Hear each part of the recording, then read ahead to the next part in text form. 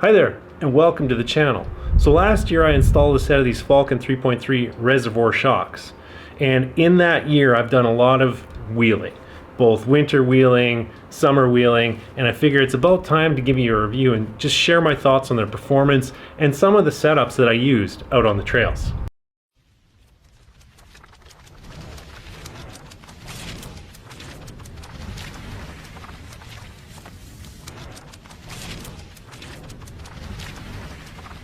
First, I'm going to talk about settings. For around town, I stuck with mode 1, which is the softest setting. But who cares about city performance? Let's talk about trail performance.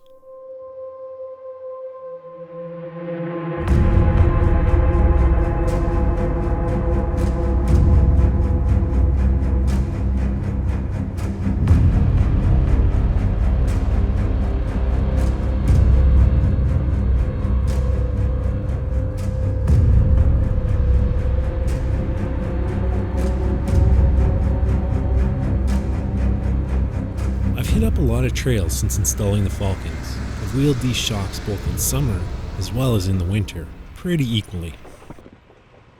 On most of the trail runs, I started out with mode 1. This setting offers the most uninhibited suspension travel out of all of them, so you will get maximum up travel, which will give you the most articulation. But there is a trade-off here. The body will rock side to side very easily with little resistance from the shocks. So I stiffened up the shocks to 2.6, and I definitely noticed a lot less side to side. I mean, we still are, but this is a fairly aggressive trail. I'm really liking the 2.6 actually. It doesn't bottom out as much. Like I'm, you know, when it starts rocking, it limits how far. Holy fuck, I'm gonna need a paint job after this one. It limits how far over it flops. Yeah. Anybody know a good painter? Even though mode 2.6 resists bottoming more than mode 1, I don't think for a second that you won't get the articulation that you need. And in situations where you need maximum flex, I would still pop it into mode 1.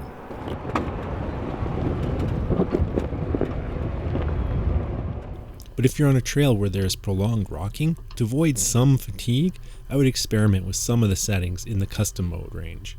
For me, 2.6 was money. But what about mode 3? So mode 3, like I said, is kind of useless on my two-door. Now if this were a four-door, I think it would be a completely different story.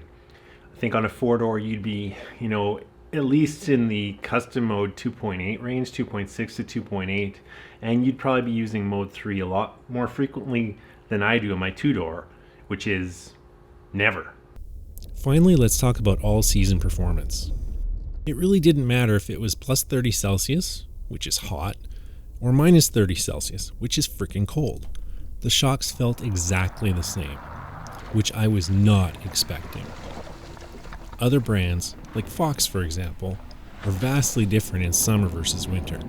Not the case with the Falcons. I love the consistency. It's not all unicorns and rainbows with them though.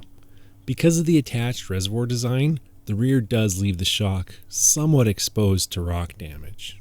Now even though this lower shock body does look, well, fairly low, you're not actually losing any ground clearance by going with the TeraFlex Falcon 3.3s. In fact, the lowest point on any Dana 44 axle is going to be the lower control arm mount. And in theory, this lower control arm mount, which is in front of the shock, should move anything large enough to damage the shock, the reservoir, the adjuster knob. It should be low enough to move any large boulders out of the way.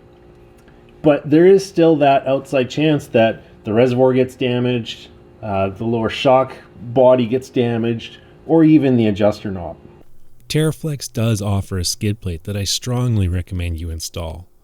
I just don't know why they don't include it in the kit. So other than that, I really have nothing but positives to say about these TeraFlex Falcon 3.3 Adjustable Reservoir Shocks. Jeez, that's a mouthful. But one thing I would like to add is definitely go with the adjustables. I know they're a little bit more money, but You know, it gives you the ability to really fine tune your ride to the trail conditions, and that's really, really important. You know, mode 1 gives you a lot of articulation. You know, mode 2 and up gives you a little bit better ride when you have a lot of you know, elevation changes left to right. So you're going to get a lot less lateral rocking with the stiffer settings, and it's really nice to have that option. But again, I know it's expensive, and I know that TeraFlex just released a remote system, which would be that'd be super handy, because instead of stopping, pulling over, you know, going to all four corners and making your adjustment, you just do it in the cab. Super cool, super expensive, might be a little on the gimmicky side though, and again, you've got an extra failure point. So for me personally, I would like to keep it simple. Definitely go with the adjusters.